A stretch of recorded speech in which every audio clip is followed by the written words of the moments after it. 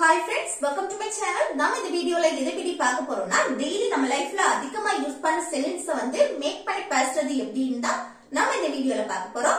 Okay friends, வீடியோக்குள்ள போறதுக்கு முன்னாடி நம்ம சேனல் ஃபர்ஸ்ட் டைம் பார்க்கறீங்கன்னா Subscribe பண்ணுங்க. இந்த வீடியோ உங்களுக்கு பிடிச்சிருந்தா லைக் பண்ணுங்க. ஓகே, இந்த வீடியோக்குள்ள போகலாம். ஓகே, இல்ல ஃபர்ஸ்ட் பாருங்க, எனக்கு சாதகமாக நம்ம சொல்றோம்ல, அவன் எனக்கு சாதகமா பேசலாம், எனக்கு சாதகமா எல்லாம் முடிஞ்சது, இந்த மாதிரி எனக்கு சாதகமாக இல்ல எனக்கு ஆதரவாக இந்த மாதிரி சொல்லும்போது அது எப்படி சொல்லலாம்னு பார்க்கலாம். பாருங்க, எனக்கு சாதகமாக அப்படின்னா எனக்கு என்னை மென்ஷன் பண்றதால மை. Okay, in my favour. Okay, எனக்கு சாதகமாக அப்படின்னா இன் மை ஃபேவர். அடுத்து அவளுக்கு சாதகமாக, அவளுக்கு அப்படின்னு சொல்லும்போது இன் ஹர் ஃபேவர். ஓகே, இது அவனுக்கு சாதகமாக அப்படின்னு சொல்லும்போது அவனுக்கு அப்படின்னா இன் ஹிஸ் ஃபேவர். ஓகே, அவனுக்குன்னு சொல்லும்போது ஹிஸ் வரும். அடுத்து உனக்கு சாதகமாக அப்படின்னு சொல்லும்போது in your favour. Okay, in your favour அப்படின்னா உனக்கு சாதகமாக. அடுத்து மீராவுக்கு சாதகமாக ஒரு நேம் மென்ஷன் பண்ணி நம்ம சொல்றோம் அப்படின்னா இன் மீராஸ் கூட இப்படி வரும். சரியா? மீராஸ் ஃபேவர். இன் மீராஸ் ஃபேவர் அப்படின்னா மீராவுக்கு சாதகமாக. இதே நமக்கு ஒரு சேஞ்ச் பண்ணி எழுதலாம். இன் ஃபேவர் ஆஃப் மீரா அப்படின்னு சொல்லலாம். இன் ஃபேவர் ஆஃப் மீரா அப்படின்னு சொல்லலாம். இல்ல இன் மீராஸ் ஃபேவர் அப்படின்னு சொல்லலாம். மீராவுக்கு சாதகமாக அப்படின்னு சொல்றது. அடுத்து இது அவர்களுக்கு சாதகமாக அப்படின்னு சொல்லணும்னா அவர்களுக்கு அப்படின்னா இன் their favor. Okay, in their favor அப்படின்னா அவர்களுக்கு சாதகமாக. எங்களுக்கு சாதகமாக அப்படின்னா in our favor. Okay, in our favor. இது அம்மாவுக்கு சாதகமாக அப்படின்னு சொன்னா in mom's favor. Okay, in mom's favor. இல்லனா in favor of mom அப்படின்னு சொல்லலாம். அடுத்து நெக்ஸ்ட் பாருங்க, எனக்கு சாதகமாக அவன் பேசினான். நம்ம சொல்லுவோம்ல, எனக்கு சாதகமா அவன் பேசினான். இது எப்படி சொல்லலாம்? இப்படியே சொல்லலாம், எனக்கு சாதகமா அவன் பேசினான்னு சொல்லலாம். இல்ல அவன் வந்து எனக்கு சாதகமா பேசினான் இப்படியும் சொல்லலாம். ஓகே, ரெண்டுமே ஒண்ணுதான். அவன் எனக்கு சாதகமா பேசினான் அப்படின்னு சொல்லலாம். இது எப்படி சொல்றது? எனக்கு சாதகமாக இது அப்படியே இருக்கட்டும். அவன் பேசினான், இந்த சென்டென்ஸ் ஃபர்ஸ்ட் எழுதுமா? அவன் பேசினானா எப்படி எழுதுறது? இப்போ பேசினான் முடிஞ்சு போன விஷயம். Okay, past tense. அப்ப சிம்பிள் பாஸ்ட் டென்ஸ் படி எப்படி எழுதணும்? அவன், அவன்னா சப்ஜெக்ட் ஹி. அடுத்து பேசுறதுக்கு டாக் இல்லனா ஸ்பீக்னு சொல்லலாம். பாஸ்ட்ல எழுதுறோம், அப்போ டாக்ட். ஓகே, இல்ல வந்து ஸ்போக்னு எழுதினாலும் பெரிய தப்பு ஒண்ணும் கிடையாது. சரி, இதுல எது வேணாலும் யூஸ் பண்ணிக்கலாம். அடுத்து என்ன? எனக்கு சாதகமாக அப்படின்னா இன் மை ஃபேவர். ஓகே, அப்போ எனக்கு சாதகமா அவன் பேசினா அப்படின்னு சொல்றதுக்கு he talked in my favor இல்லனா he spoke in my favor. Okay, அடுத்து நெக்ஸ்ட் பாருங்க, அவன் எப்போதும் மீராவுக்கு சாதகமா பேசுவான். அவன் எப்போதுமே என்னது? மீராவுக்கு சாதகமா தான் பேசுவான் அப்படி. இது எப்படி சொல்லலாம்? பாருங்க, அவன் எப்போதும் மீராவுக்கு சாதகமா பேசுவான். அந்த பேசுவான் அப்படின்னு ஃபியூச்சரை மீன் பண்ணாலும் கூடவே பாருங்க எப்போதும், எப்போதும் நடக்கக்கூடிய செயல். அப்ப அந்த எப்போதும் நடக்குது, அடிக்கடி நடக்குது, இந்த மாதிரி சொல்லும் போது அத வந்து சிம்பிள் பிரசன்ஸ் படி தான் நம்ம சொல்லுவோம். ஓகே, அப்ப சிம்பிள் பிரசன்ஸ் படி எப்படி சொல்லணும்? அவன் எப்போதும் மீராவுக்கு சாதகமா பேசுவான்னா ஃபர்ஸ்ட் அவன் சப்ஜெக்ட் ஹி. சப்ஜெக்டுக்கு அடுத்து நம்ம அந்த எப்போதும் அப்படிங்கிற வார்த்தை எழுதணும். ஆல்வேஸ். எப்போதும்னா ஆல்வேஸ். அடுத்துதான் வெர்ப் எழுதுவோம். வெர்ப் என்ன? மீராவுக்கு சாதகமா பேசுவான், பேசக்கூடிய செயல். பேசுறதுக்கு இங்கிலீஷ்ல டாக் இல்லனா ஸ்பீக்னு கூட போட்டுக்கலாம். இது சிம்பிள் பிரசன்ஸ். சப்ஜெக்ட் வந்து ஹி வந்திருக்கு. சோ கூட வர வெர்ப் கூட என்ன சேர்க்கணும்? எஸ்ஓ இஎஸ்ஓ ஐஎஸ்ஓ சேர்க்கணும். ஆனா இதுல வந்து எஸ் சேர்த்தா போதும். சரியா?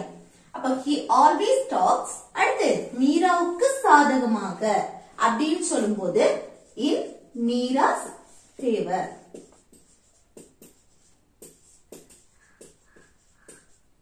ஓகே இன் மீராஸ் ஃபேவர் இல்லனா இன் ஃபேவர் ஆஃப் மீரா அந்த மாதிரி எழுதிக்கலாம். அப்போ அவன் எப்போதும் மீராவுக்கு சாதகமா பேசுவான் அப்படின்னா he always talks in Meera's favour. he always talks in Meera's favour. Okay next அவன் ஏன் எப்போதும் உனக்கு சாதகமா பேசுறான்? நம்ம கேட்போம்ல அவன் ஏன் எப்போதுமே உனக்கு சாதகமா பேசுறான்? இது எப்படி கேட்கலாம்? கொஸ்டின் கேட்கிறோம். ஏன் அப்படி உனக்கு சாதகமா பேசுறான் அப்படின்னு. அப்ப இது எப்படி கேட்கலாம்? கொஸ்டின் கேட்கும்போது எப்போதும் எப்போதும் உனக்கு சாதகமா தான் பேசுறான். அப்ப எப்போதும் சொல்லும் போது அது என்ன சிம்பிள் பிரசன்ஸ் படிதான் நம்ம கொஸ்டின் கேட்போம். அப்ப சிம்பிள் பிரசன்ஸ் படி கொஸ்டின் கேட்கும் போது எப்படி எழுதணும்? இல்ல வந்து WH கொஸ்டின் வந்திருக்கு ஏன் ஒய் அத ஃபர்ஸ்ட் எழுதணும் ஒய். ஓகே அதுக்கு அடுத்து என்னன்னா சிம்பிள் பிரசன்ஸ் படி கொஸ்டின் கேட்கும் போது do இல்லனா does ஆக்ஸிலரி வெர்ப் சேர்ப்போம். do இல்லனா does. ஓகே இல்ல வந்து ஒய்க்கு அடுத்து do வருமா does வருமா அது சப்ஜெக்ட பொறுத்து. அவன் he வந்திருக்கு. he வந்தா இங்க does தான் யூஸ் பண்ணுவோம். ஓகே does he சப்ஜெக்ட்டுக்கு அடுத்து அந்த எப்போதும் அதை எழுதணும் always. அடுத்துதான் verb எழுதும். verb என்ன? பேசுகிறான். உனக்கு சாதகமா பேசுகிறான். பேசக்கூடிய செயல் அல்ல talk. இங்க வந்து எஸ் வருமா வராதா? இங்க எஸ் போட்டிருக்கோம். இங்க வருமா வராதா? இங்க வராது. ஏன்னா நம்ம வந்து கொஸ்டின் கேட்கிற நேரம் நம்ம யூஸ் பண்ண மாட்டோம். நல்ல ஞாபகம் வச்சுக்கோங்க. இந்த does வந்தாலே வரக்கூடிய verb கூட எதுவுமே சேர்க்க மாட்டோம். ஓகே இந்த does வரும்போது வரக்கூடிய verb கூட எஸ் எஸ் ஐஎஸ் எதுவுமே சேர்க்க மாட்டோம். அந்த verb மட்டும் அப்படியே எழுதிரும். இது சாதாரணமா பேசுறதுக்கு மட்டும் தான் நம்ம இதை யூஸ் பண்ணுவோம். சரியா? அப்போ டாக் அடுத்து என்ன? உனக்கு சாதகமாக அப்படின்னா in your favor.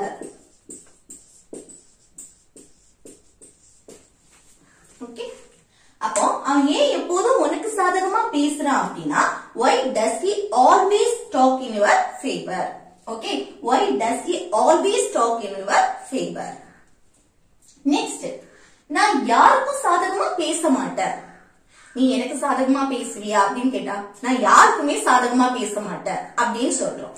அப்போ பேச மாட்டேன் அப்படின்னா ஃபியூச்சரை மெயின் பண்ணி நம்ம சொல்றோம். ஓகே நான் வந்து அந்த விஷயத்துல யாருக்கு சாதகமாவும் நான் பேச மாட்டேன் அப்படின்னு சொல்றேன். அப்ப இது எப்படி ஃபியூச்சரை மெயின் பண்ணி பேசும்போது பேச மாட்டேன் அப்படின்னு நெகட்டிவ்ல சொல்றோம். அப்ப அது எப்படி எழுதுறது? ஃபர்ஸ்ட் சப்ஜெக்ட் நான் ஐ அடுத்து என்ன வரணும்? won't. ஃபியூச்சருக்கு நெகட்டிவ் வந்து won'tனு எழுதுவோம். இந்த will notக்கு தான் will not இருக்குல்ல இதுக்கு தான் நம்ம won'tனு எழுதுறோம். அடுத்து என்ன வரணும்? verb பேசுறது talk. பிளஸ் speak னு எழுதினாலும் ஒண்ணும் இல்ல. சரியா? talk. அடுத்து யாருக்கும் சாதகமாக அப்படின்னா in anyone's favor. Okay in anyone's favor இல்லனா in favor of anyone அந்த மாதிரி எழுதிக்கலாம். அப்போ நான் யாருக்கு சாதகமா பேச மாட்டேன் அப்படின்னு சொல்லணும்னா I won't talk in anyone's favor. I won't talk in anyone's favor. Okay அடுத்து நெக்ஸ்ட் பாருங்க அது அவளுக்கு சாதகமா முடிஞ்சது. நம்ம சொல்லுவோம்ல அது அவளுக்கு சாதகமா முடிஞ்சிட்டு அப்படின்னு. இது எப்படி சொல்லலாம்? சாதகமா முடிந்தது அப்படின்னா இது எப்படி பாஸ்ட் முடிஞ்சு போன விஷயத்தை பத்தி பேசுறோம். அப்ப இப்படி எழுதணும் அது அதுன்னா சப்ஜெக்ட் இட். அடுத்து verb என்ன? அவளுக்கு சாதகமா முடிஞ்சது. ஒரு விஷயம் அவளுக்கு சாதகமா முடிஞ்சது அப்படின்னு சொல்றோம். அப்போ end கூட ed சேர்த்து பேசுவோம். சரியா? ended. Okay past tense. அடுத்து அவளுக்கு சாதகமாக in her favor. ஓகே அப்போ அது அவளுக்கு சாதகமா முடிஞ்சது அப்படின்னா it ended in her favor. it ended in her favor. Okay அடுத்து நெக்ஸ்ட் பாருங்க எனக்கு சாதகமா இல்ல. நம்ம சொல்லுவோம்ல ஏதோ ஒரு விஷயம் அந்த விஷயம் எனக்கு சாதகமா இல்ல அப்படின்னு சொல்லுவோம்ல. அப்போ அது ஏதோ ஒண்ணு ஓகே அது எனக்கு சாதகமா இல்ல அப்படின்னு சொல்லும்போது இங்க வந்து என்னன்னா verb வரல. ஓகே verb ஒரு விஷயம் எனக்கு சாதகமா இருக்கு, எனக்கு சாதகமா இருந்தது, எனக்கு சாதகமா இல்ல இந்த மாதிரி நம்ம சொல்லும்போது அங்க என்ன மெயின் verb வராது. அப்போ மெயின் verb வரலைன்னா அங்க be verb தான் சேர்த்து பேசுவோம். அப்ப சப்ஜெக்டா நம்ம என்ன சேர்ப்போம்? it. ஒரு விஷயம் எனக்கு சாதகமா இல்லைன்னு சொல்றது it. அடுத்து இது என்னன்னா பிரசன்ட்ல சொல்றோம். ஓகே, அப்போ is கூட சேர்ப்போம். இது பாஸ்ட்னா was சேர்ப்போம். was இல்லனா were, அது சப்ஜெக்ட்ட பொறுத்து. ஓகே, it வந்துனா நமக்கு பாஸ்ட்க்கு was சேர்ப்போம். அப்ப இது present, so it is.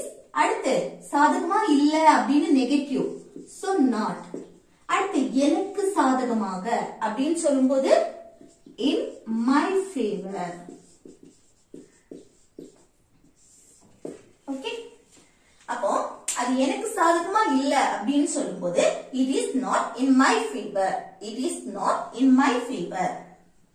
Next பாருங்க, அது அவனுக்கு சாதகமா இருக்கு. இதோ ஒரு விஷயம் அது அவனுக்கு சாதகமா இருக்கு அப்படின்னு சொல்லும்போது எப்படி சொல்லலாம்? ஒரு விஷயம் அவனுக்கு சாதகமா இருக்கு, இருந்தது, இல்ல, இந்த மாதிரி சொல்லும்போது அங்க என்ன மெயின் வெர்பு வராது. அப்போ அது it. அடுத்து பிரசன்ட் தானே இருக்கு அப்படின்னு, அப்ப இஸ்.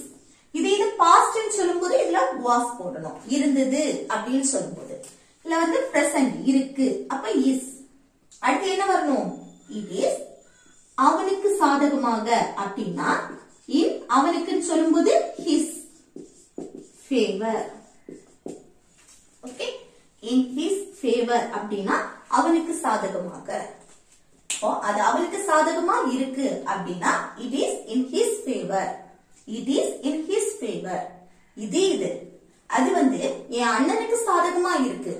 அது அந்த விஷயம் என் அண்ணனுக்கு சாதகமா இருக்கு அப்படின்னு சொல்லும்போது எப்படி எழுதலாம்? it is இல்ல என்ன வரும்? in my brother's favor. Okay, அது வந்து என் அண்ணனுக்கு சாதகமா இருக்குன்னு சொல்லும்போது it is in my brother's favor. Okay, next, உங்க திட்டத்துக்கு நாங்க ஆதரவாக இருக்கிறோம். நம்ம சொல்லுவோம்ல, உங்க திட்டத்துக்கு நாங்க ஆதரவா இருக்கோம், உங்க பிளானுக்கு நாங்க ஆதரவா இருக்கோம் அப்படின்னு. அப்போ அந்த ஆதரவாக சாதகமாக ரெண்டுமே சேம் தான். ஓகே, அப்ப இது எப்படி எழுதணும்? உங்க திட்டத்துக்கு நாங்க ஆதரவாக இருக்கிறோம்னா இங்க வந்து என்னது மெயின் வெர்பு வராது. அப்போ இதுல எப்படி எழுதணும்? சப்ஜெக்ட் என்ன? உங்க திட்டத்துக்கு நாங்க ஆதரவா இருக்கோம். நாங்க என்ன? we. சப்ஜெக்ட் தன்னையும் தன் கூட இருக்கிறவங்களையும் சேர்த்து பேசும்போது we வந்தாச்சு. அடுத்து இங்க என்ன வரணும்? be verb. இருக்கிறோம் பிரசன்ட் தான் நம்ம சொல்றோம், அப்ப are தான் யூஸ் பண்ணுவோம். இது இருந்தோம் அப்படின்னு பாஸ்ட் சொல்லணும்னா were யூஸ் பண்ணுவோம். ஓகே, வேர்னா பாஸ்ட்க்கு வரும், இது are பிரசன்ட்க்கு we are. அடுத்து என்ன வரணும்? உங்க திட்டத்துக்கு ஆதரவாக அப்படின்னா எப்படி?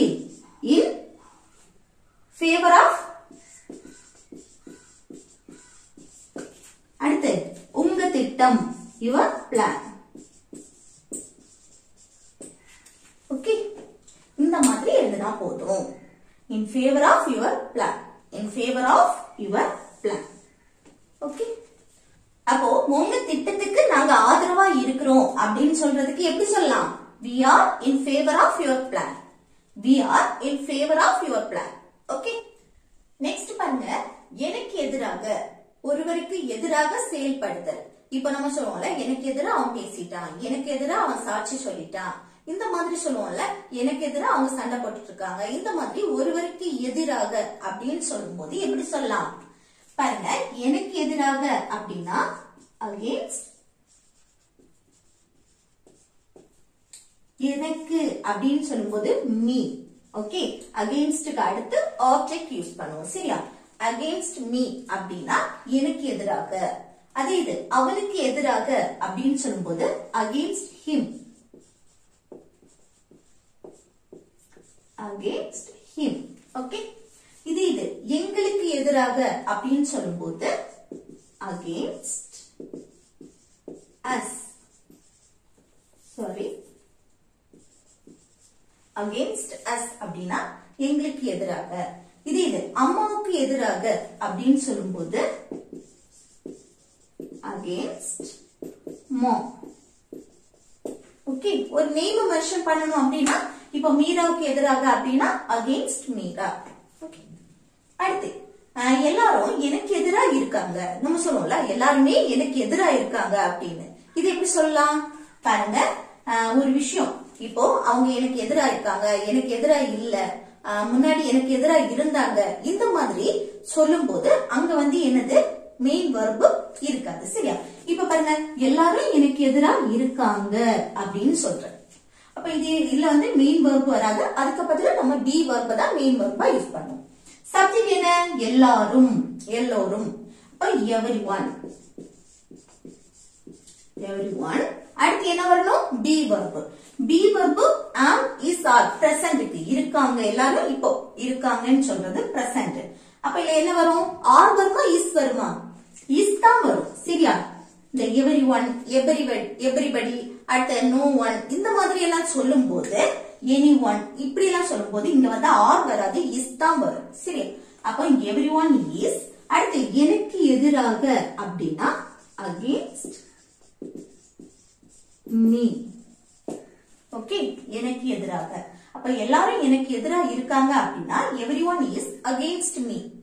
everyone is against me. அடுத்து நெக்ஸ்ட் பாருங்க, அவன் எனக்கு எதிராக சாட்சி சொன்னான். நம்ம சொல்லுவோம்ல, அவன் எனக்கு எதிராக சாட்சி சொல்லிட்டான் அப்படின்னு. அப்போ சாட்சி சொல்லக்கூடிய செயல் நடந்திருக்கு, மெயின் வெர்ப் வந்திருக்கு, சாட்சி சொல்றது. அப்ப இது எப்படி எழுதுறது? Past tense, simple past tense படி. அவன் சப்ஜெக்ட் he, அடுத்து என்ன வெர்ப் வரும், சாட்சி சொல்றது. ஓகே, சாட்சி சொன்னான், சாட்சி சொல்றதுக்கு testify. testify அல்ல ஒய்ய ரிமூவ் பண்ணிட்டு தான் நம்ம அல்ல IED சேர்க்க போறோம். testified இது வந்து verb V2. ஓகே, testified இது வந்து V1 present formல இருக்கு. testify அதோட past form தான் என்னது? testified. ஒய்ய ரிமூவ் பண்ணிட்டு நம்ம IED சேர்த்திருக்கோம். ஓகே, அப்ப அவன் சாட்சி சொன்னா அப்படின்னா he testified. யாருக்கு எதிரா? எனக்கு எதிராக அப்படின்னா against எனக்கு நீ. ஓகே, அப்போ அவன் எனக்கு எதிரா சாட்சி சொன்னா அப்படின்னு சொல்றதுக்கு he testified against me. he testified against me. Okay, அடுத்து நெக்ஸ்ட் பாருங்க, இந்த ரெண்டுமே ஹோம்வொர்க். அது எனக்கு சாதகமா இருந்தது, ஒரு விஷயம் எனக்கு சாதகமா இருந்து, எனக்கு சாதகமா இருக்கு, இந்த மாதிரி சொல்லும் போது அங்க பி வெர்ப் தான் சேர்ப்போம். சரியா? மெயின் வெர்ப் வராது. அப்ப இருந்ததுன்னு நம்ம பாஸ்ட் பத்தி சொல்றோம். ஓகே, அப்ப பி வெர்ப் பாஸ்ட்ல வரும். எப்படி வரும்னு கமெண்ட் பாக்ஸ்ல கமெண்ட் பண்ணுங்க. அடுத்து பாருங்க, அவன் எனக்கு எதிரா இருக்கான். ஒருத்தங்க எனக்கு எதிரா இருக்காங்க, எனக்கு எதிரா இல்ல, எனக்கு எதிரா இருந்தா, இந்த மாதிரி சொல்லும் போது நம்ம அங்க பி வெர்ப் யூஸ் பண்ணி தான் நம்ம பேசுவோம், மெயின் வெர்ப் வராது. அப்ப இது எப்படி சொல்லலாம்னு கமெண்ட் பாக்ஸ்ல கமெண்ட் பண்ணுங்க. ஓகே ஃப்ரெண்ட்ஸ், இந்த வீடியோ உங்களுக்கு யூஸ்ஃபுல்லா இருக்குன்னு நினைக்கிறேன். யூஸ்ஃபுல்லா இருந்துச்சுன்னா இந்த வீடியோக்கு லைக் பண்ணுங்க, உங்க ஃப்ரெண்ட்ஸ்க்கு ஷேர் பண்ணுங்க. ஓகே.